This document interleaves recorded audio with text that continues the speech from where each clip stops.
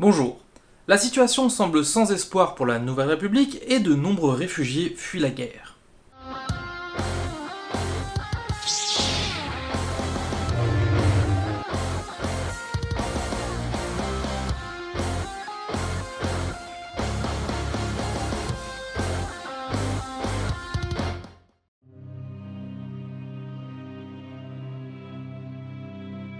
Après son sauvetage par Luke sur LSK-4 et la catastrophe de Fondor, Jacen n'a plus confiance en sa capacité de jugement et, craignant de faire d'autres erreurs, il décide de ne plus utiliser la force.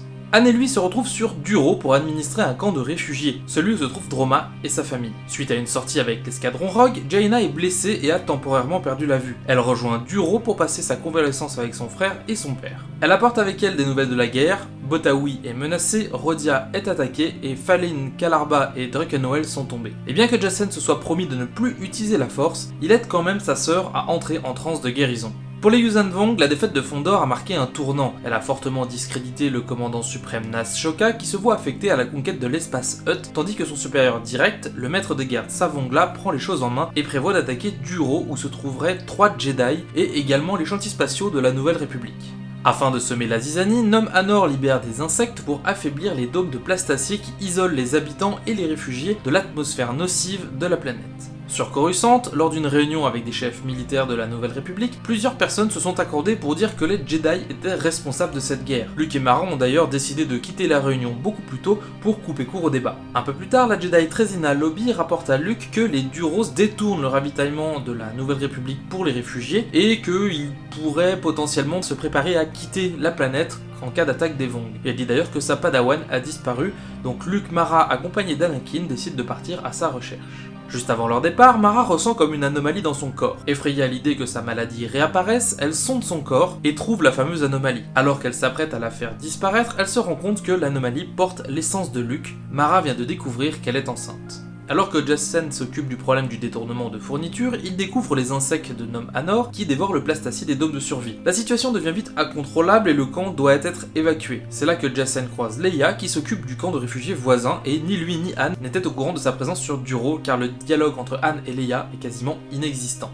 Au cours des discussions avec le gouvernement de Duro sur la disparition du matériel humanitaire, Jacen croise Luke et Anakin. Luke a découvert que la padawan disparue a vraisemblablement été tuée et balancée par un sas. Jacen va lui exprimer ses craintes vis-à-vis de la force, et si Luke approuve l'idée de restreindre son utilisation de la force, pour lui penser qu'une simple erreur avec la force pourrait faire basculer le destin de la galaxie relève d'une certaine arrogance. Quand finalement les Yuuzhan Vong attaquent, Leia est capturée par Nom Anor et ses guerriers tandis qu'elle permet à Jaina et Jacen de s'enfuir. Elle est amenée devant Savongla qui va la torturer, mais heureusement Jacen est revenu en arrière. Voyant sa mère agonisante, il renoue avec la force et parvient à repousser les guerriers. Il arrive même à faire basculer Savongla par la fenêtre en lui balançant un bureau dessus, bureau qui broie le pied du maître de guerre à l'atterrissage. Jaina arrive juste après pour l'aider à transporter Leia qui est dans un état critique. Ils rejoignent Anne et Droma et tous parviennent à s'échapper à bord du Faucon Millennium. Luke, Mara et Anakin, quant à eux, affrontent les Koroskippers afin de quitter le système.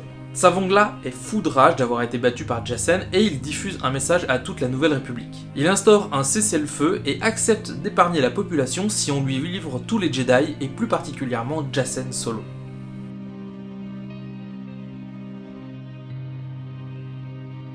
Alors très rapidement, on va se pencher sur plusieurs aspects de la vie des Yuuzhan Vong qui vont aider à comprendre l'histoire, puisque là on va rentrer en de plein pied en fait dans toute la hiérarchie, toutes les infrastructures et tout ce qui fait les Yuuzhan Vong. Alors il existe les modeleurs, parce que la technologie des Yuuzhan Vong est organique, alors ils n'utilisent pas des mécaniciens ou des ingénieurs, mais des modeleurs qui peuvent être comparés à des généticiens dont le but est de fabriquer des vaisseaux, des armes ou même des modifications corporelles. Ces modifications corporelles, elles sont là pour rendre hommage aux dieux ou simplement pour des notions de puissance. Les Yuuzhan Vong subissent des modifications corporelles volontaires comme des greffes, des scarifications, voire même le remplacement de certains membres. Dans certains cas, les greffes ne prennent pas ou les scarifications se résorbent et ne laissent aucune cicatrice, ce qui est perçu comme une malédiction, et les Yuuzhan Vong malchanceux deviennent alors des honteux, une caste qui n'a rien à envier aux esclaves.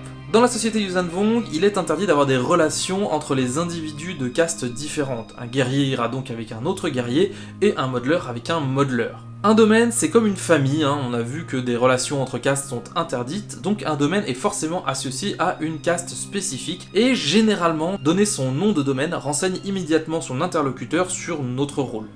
Suite à l'ultimatum de Tsavongla, de nombreux civils terrifiés pourchassent et tuent les Jedi comme Dorsk 81. Face à cela, Luke réunit les Jedi sur Coruscant et Kylo Durant demande à ce que les Jedi soient plus actifs et cessent de subir, idée suivie par de nombreux chevaliers et disciples. Mais la protection des Jedi est prioritaire et plusieurs s'inquiètent sur la vulnérabilité de Yavin 4. D'ailleurs, au cours de la réunion, Anakin ressent que Tahiri, son ami, est en danger et décide de partir discrètement pour Yavin 4 sans l'accord de Luke. Afin de prouver leur utilité aux Yuuzhan Vong, les Brigades de la Paix vont en effet attaquer Yavin 4 où ils espèrent pouvoir mettre la main sur des Jedi. Du coup, l'attaque prend de court les Jedi, alors qu'elle semblait globalement assez prévisible, c'est pas comme si la localisation de l'académie était vraiment cachée. Et d'ailleurs, c'est assez étonnant que les Yuuzhan Vong eux-mêmes n'aient pas attaqué, car ça fait maintenant presque un an qu'ils sont présents dans la galaxie, et ils ont forcément eu vent de cette info à un moment ou à un autre. Heureusement, Anakin arrive à l'académie juste avant l'attaque et prévient Cam et Tion Soluzar qui vont cacher les enfants de Jedi en sécurité dans les grottes situées sous le temple. Anakin décide de rester en arrière avec le maître Jedi Ikrit pour retenir les brigades et ils reçoivent le soutien de Valin Horn, Sana et Tahiri Velar qui ont tous les trois désobéi à Cam. Mais l'assaut est violent et les jeunes Jedi doivent fuir en volant un vaisseau et un pilote des brigades tandis qu'Ikrit se sacrifie pour leur permettre de fuir. Sacrifice inutile car Tahiri va sauter du vaisseau pour récupérer le corps du maître Jedi et bien évidemment elle est capturée. Pour les Jedi sous le temple, ça se passe un petit peu mieux car Talon Karrde est intervenu à la demande de Luke et a fait croire aux Brigades de la Paix qu'il voulait les aider, mais au lieu de ça, il a rapatrié les Jedi sur Coruscant. Sauf que Borz Fey'lya refuse que les Jedi restent sur la planète, expliquant que cela serait en gros la fin du cessez-le-feu avec les Yuuzhan Vong. Luke envoie Jacen et Jaina avec les Jedi de Yavin dans l'ombre de Jade à la recherche de Booster Terriq, avec pour espoir de se servir de son destroyer, l'aventurier errant, comme base mobile pour les Jedi. Sur Yavin 4, le vaisseau volé est assez mal en point et finit par se cracher dans la jungle. Alors que le groupe tente de réparer le vaisseau, il croise Korl, un ancien pilote impérial qui s'était écrasé sur Yavin lors de l'attaque de la première étoile noire et qui s'était allié à l'Académie des Ombres de Brakis avant de s'écraser à nouveau sur Yavin 4 et de rester y vivre en ermite parce que visiblement ça lui plaisait bien. Korl propose à Anakin de l'aide pour les réparations, ce qui permet à Anakin de repartir en direction du Grand Temple sans avoir à se préoccuper des fameuses réparations, et il va tenter de sauver Tahiri. Sauf qu'entre temps les Yuuzhan Vong ont eu la même idée que les Brigades de la Paix et ils ont envahi Yavin 4 et ont commencé à la modeler à leur image. Anakin croise la route de plusieurs guerriers qu'il parvient à vaincre, non sans mal bien évidemment, jusqu'à ce qu'il soit sur le point de se faire tuer. C'est là qu'arrive Voirapong, un guerrier Yuuzhan Vong de la caste des Honteux qui va le sauver. Autrefois réputé pour ses capacités tactiques et guerrières, Voirapong était devenu un honteux après que la modeleuse Mezzan Quad, furieuse d'avoir été rejetée par le guerrier, on avait parlé de l'amour un petit peu plus tôt qui se faisait que entre gens d'une même caste, et donc la modeleuse a bidouillé les implants de Voirapong pour qu'il devienne un honteux. Et il demande à Anakin de payer sa dette en échange et de l'aider à se faire réhabiliter auprès des autres Yuuzhan Vong. Pour passer inaperçu, Anakin se pose de faux implants et se fait passer pour un esclave. Au contact des esclaves et des honteux, il en apprend un petit peu plus sur la culture des Yuuzhan Vong. Il va également se lier avec un lamban, un cristal vivant issu d'une plante Yuuzhan Vong, et il va utiliser ce cristal pour réparer son sabre laser. Le lien avec ce nouveau cristal va lui permettre de ressentir la présence des Yuuzhan Vong autour de lui. C'est un sentiment diffus, c'est pas aussi précis que la force, mais c'est une source de sens Vong. Avec son nouvel allié, Anakin parvient à retrouver Mezzan, mais elle est arrêtée par les gardes Yuuzhan Vong pour hérésie, parce qu'elle n'a pas le droit de faire certaines manipulations génétiques, et elle va être emmenée par des guerriers avec son apprenti Namim et Tahiri, et qui a malheureusement été modelé par Mezzan Quad et a adopté de force la culture Yuuzhan Vong sous le nom de Rina Quad. Face aux accusations d'Anakin et de Voix, Mezzan refuse d'avouer, et les quelques Yuuzhan Vong qui assistent à la scène, dont le frère de Voix, s'interrogent. Pourquoi refuse-t-elle de parler si c'est elle qui a raison? Finalement, Mezzan va avouer avoir trafiqué les implants, et elle balance au calme que de toute façon elle s'en fout parce que les dieux n'existent pas. Elle profite de la confusion qu'elle a provoquée avec ce blasphème pour tuer ses geôliers et lancer des dards sur Anakin et Voix. Mais Rina Quad, qui voit Anakin souffrir, va se rappeler et redevenir Tahiri Vela. Elle va récupérer le sabre d'Anakin avec la force et tuer Mezzan. Voirapong succombera quelques secondes plus tard. Anakin et Tahiri s'enfuient en vaisseau avant d'à nouveau s'écraser dans la jungle, décidément ils ont pas de bol, et Korl les retrouve et heureusement il a réparé le vaisseau des brigades et il s'en sert pour s'échapper et rejoindre la flotte de Talon Karrde. Pour Booster Terriq, sauver son petit-fils Valin Horn fut un argument tout trouvé pour se précipiter sur Yavin 4 et récupérer in extremis les Jedi échoués. Quelques jours plus tard, Tsavongla arrive sur Yavin 4 et fait abattre tous les honteux et les esclaves, car la légende de Voirapong, le guerrier honteux dont l'honneur a été restauré par un Jedi, commence à se répandre parmi les honteux qui commencent du moins à voir les Jedi comme des sauveurs.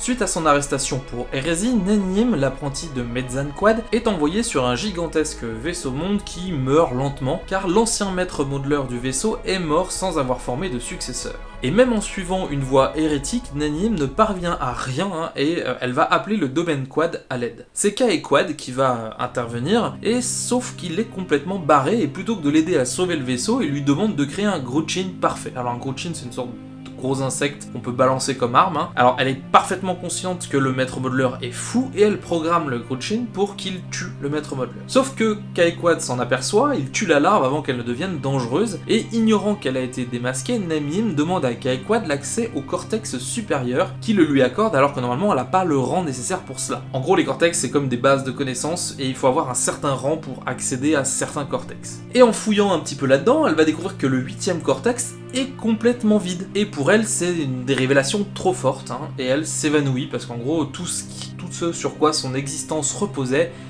est faux. Elle est ensuite conduite devant le seigneur suprême Shimra qui lui révèle que Kaequad n'est autre qu'Onimi, son bouffon personnel, et il lui explique que les dieux lui ont parlé et que les connaissances des modeleurs sont vieilles et décadentes et qu'il faut un œil neuf pour l'avenir des Yuuzhan Vong. Il propose à Nenyim de travailler directement pour lui et de poursuivre son exploration hérétique. Donc Shimra c'est le top of the top. Le temps de trouver un endroit plus sûr, les Jedi vivent maintenant à bord de l'aventurier errant et le vaisseau se déplace constamment pour éviter d'être repéré. Anakin, Kamseluzar, Tion, Corran Horn restent à bord pour le défendre en cas d'attaque. Des fois ils s'en vont, comme là pour une mission de ravitaillement, Corran, Anakin et Tahiri vont croiser d'ailleurs Kelby Snoo, une Jedi traquée par les Brigades de la Paix, qui dans son dernier souffle leur donnera le nom de la planète Yak-Dul. Alors qu'ils se reposent sur une plage privée appartenant à Lando, Luke et Mara reçoivent la visite du Jedi Kent Hammer qui leur annonce que Borsk Felia a des preuves de l'ingérence de Luke dans l'évacuation des Jedi de Yavin 4 et qu'un mandat d'arrêt a été lancé contre eux et qu'il n'est bien sûr pas question d'un procès public mais plutôt d'un exil forcé en les envoyant en exil là où ils ne pourraient pas être accusés de complicité. En gros, Borsk Felia cherche encore à sauver son cul. Sous le coup de l'émotion et de la fatigue, Mara fait un malaise. En fait, elle et Luke avaient fait synthétiser les larmes de Vergéré pour en faire une réserve, et malheureusement, les larmes synthétiques interagissent avec le bébé et risquent de provoquer une fausse couche. Compte tenu de son état de santé actuel, plutôt stable, Mara décide de se passer des larmes pendant son dernier mois de grossesse. Suite à cela, il décide qu'il est temps de quitter Coruscant et de rejoindre l'aventurier errant. En quittant Coruscant, il croise Jaina dans son X-Wing et il lui demande de retrouver Kyp Durron qui ne donne plus signe de vie depuis quelque temps et c'est assez inquiétant. Anakin, Tahiri et Corran tentent de rejoindre l'aventurier errant après leur virée sur Eriadu, mais le croiseur a été repéré et fait un saut immédiat en hyperespace, et donc la navette de Corran va essayer de les suivre, mais ils sont tirés de l'hyperespace par un basal de vin à proximité de chantiers spatiaux Yuuzhan Vong. Ils sont bien sûr repérés et leur navette est détruite, mais heureusement ils vont parvenir à monter à bord d'un vaisseau éclaireur Yuuzhan Vong qui part justement pour Yak-Dul. Pendant le voyage, avec l'aide des honteux, les Jedi parviennent à prendre le contrôle du vaisseau et à leur arrivée sur Yak-Dul, découvrent qu'un sabotage de la station de défense est en cours pour laisser les Yuuzhan Vong prendre le contrôle de la planète. Mais Corran connaissait Ilyet, un des officiers de l'époque où il combattait Izan Izard, et l'officier qui est sur la station. Donc ils font le tour des systèmes de défense pour réparer les sabotages. Le maître de guerre Savongla réunit Nom Anor et son frère Krangla pour préparer de nouvelles attaques, notamment sur Yak-Dul. Il reçoit également la visite de Vergéré, qui lui fournit de précieuses informations sur la localisation du Faucon Millenium. Jacen, Han et Leia sont justement à bord du Faucon Millenium et organisent un couloir spatial, la Grande Rivière, afin que les Jedi puissent se déplacer et échanger des informations sans danger. Puis ils se rendent à leur base secrète près du complexe de la Gueule, qui, grâce au soutien de Lando, se prépare à accueillir les Jedi. Jacen, Han et Leia reprennent leur route et affrontent les Brigades de la Paix à plusieurs reprises. Ils parviennent même à récupérer une information cruciale, les Brigades de la Paix sont soutenues financièrement par Kuat, la planète de Vikishesh. Jaina de son côté retrouve Kyp Durron qui lui fait une visite du champ de débris de Sermpidal que les Yuuzhan Vong agglomèrent pour créer un gigantesque vaisseau bien plus gros qu'une étoile noire. Jaina, Kyp, Wedge, Antilles, Gavin Darklighter et l'amiral Crefet organisent une attaque massive et parviennent à détruire le fameux vaisseau, sauf que Kyp leur révèle après coup qu'il ne s'agissait pas d'une super arme, mais d'un vaisseau monde en croissance, et sa destruction a condamné des milliers de civils Yuuzhan Vong. Quand les Yuuzhan Vong arrivent sur Yak-Dul, Ilyet propose aux Jedi des combinaisons spatiales pour survivre à la dépressurisation de la station. Les Givin pouvant survivre dans le vide spatial, ils espèrent pouvoir bénéficier de cet avantage contre les Yuuzhan Vong. Sur le chemin vers un vaisseau pour quitter la station, les 3 Jedi sont interceptés par Nom Anor, encore une fois, et ses guerriers. Korra Nord va défier Nom Anor qui va refuser, et c'est le commandant des guerriers qui répond au défi, mais au final il affronte Anakin qui remporte le duel. Korra en profite pour taillader la paroi déjà endommagée par le duel pour créer une brèche et pour passer dans une zone sans atmosphère. Korra va placer Anakin et Tahiri dans un casier presque hermétique, et il part à la recherche de combinaisons spatiales. En son absence, Anakin et Tahiri s'avouent leurs sentiments respectifs et s'embrassent, pensant qu'ils vont mourir, mais Korra revient avec des combinaisons leur permettant de s'enfuir, et il récupère un vaisseau avant de rejoindre l'aventurier errant. Sur le croiseur, la maladie de Mara, sans traitement, refait son apparition, et elle est beaucoup plus virulente qu'avant. Lors d'une transe Jedi visant à protéger le bébé de la maladie, Luke et Mara parviennent à toucher l'esprit de leur fils, et tous les trois vont parvenir à purger complètement la maladie. Quelque temps après, Ben Skywalker vient au monde. Très peu de temps après la naissance de Ben, Borsfelia contacte Luke pour lui annoncer que le mandat d'arrêt a été levé. Cam et Tion Soluzar sont également arrivés avec une bonne nouvelle, ils ont trouvé un monde caché dans le noyau profond où les Jedi seront en sécurité, Eclipse. Voilà, cette vidéo est maintenant terminée, je vous remercie de l'avoir suivie. Si elle vous a plu, n'hésitez pas à mettre le pouce bleu, dites-moi ce que vous en avez pensé dans les commentaires. Je remercie tous les tipeurs qui participent chaque mois donc au financement de la chaîne. Et quant à moi, je vous donne rendez-vous très bientôt pour une prochaine vidéo. Ciao!